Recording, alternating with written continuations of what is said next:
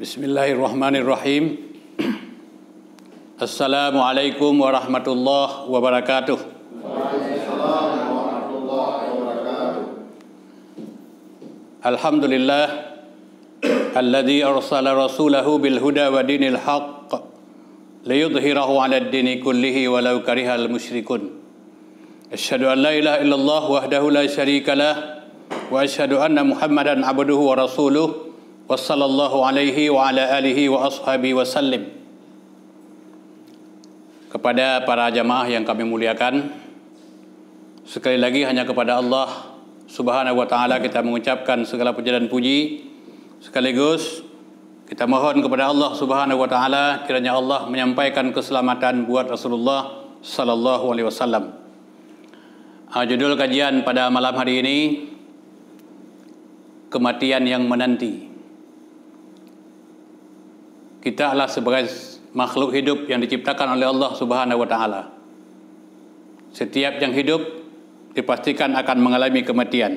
Kullu nafsin za'iqatul maut. Tiap-tiap manusia akan merasakan kematian.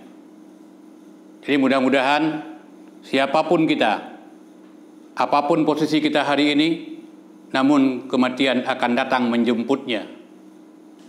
Cuman kita tidak tahu kapan kita akan mati. Yang jelas kita semuanya pasti merasakan kematian. Bila kematian sudah terjadi, tidak ada ucapan yang pantas diucapkan oleh kaum muslimin kecuali inna lillahi wa inna ilaihi raji'un. Sesungguhnya berasal daripada Allah dan kembali kepada Allah Subhanahu wa taala. Makanya Rasulullah SAW setiap menghadapi kematian, beliau memberikan harapan besar kepada keluarga yang ditinggalkan oleh orang yang meninggal. Dengan harapan besar ini, dia bisa membangun keyakinan, bisa membangun kepercayaan, bisa melahirkan ketakwaan untuk lebih dekat dengan Allah Subhanahu wa taala. Sebab yang ditinggalkan orang yang masih hidup juga dia akan merasakan kematian. Makanya Rasulullah SAW setiap kali beliau bertakziah, senantiasa beliau berdoa, Allahumma ajirni fi musibati wa akhlif li khairam minha. Ya Allah, berikanlah kepadaku pahala dari musibah ini. Wa akhlif li khairam minha. Ya Allah, berikan pengganti yang lebih baik. Jadi pada saat ucapan ini didengar oleh orang-orang yang merasakan musibah, pasti dia merasakan bahwa dia memiliki harapan yang besar dalam menata kehidupan masa yang akan datang. Maka oleh karenanya Rasulullah SAW senantiasa membangkitkan semangat.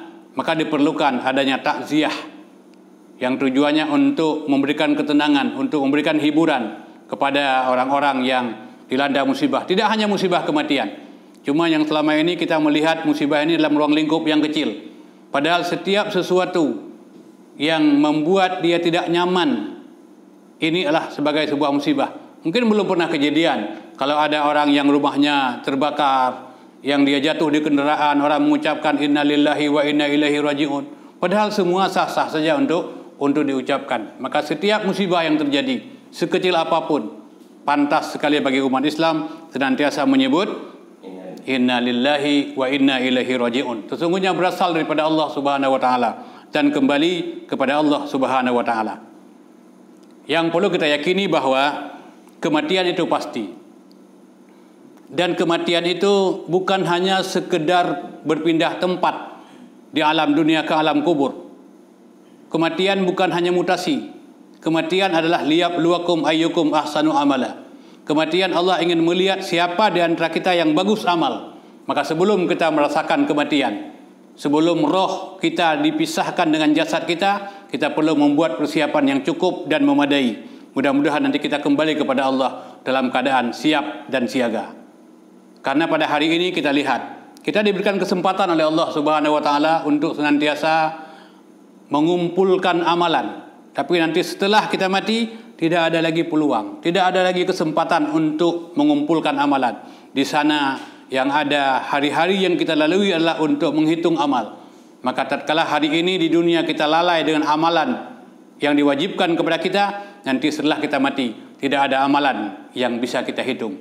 Makanya ada pesan dari orang Arab yang mudah-mudahan kita bisa kita jadikan sebagai pelajaran dalam hidup kita. Orang Arab mengatakan tahab lilladzi la budda minhu fa innal mauta miqatul insan antardu antakuna rafiqan qaumin lahum zadun wa anta bighairi zadin. Bersiap-siaplah kamu dengan sesuatu yang pasti. Sesungguhnya kematian itu sudah pasti bagimu.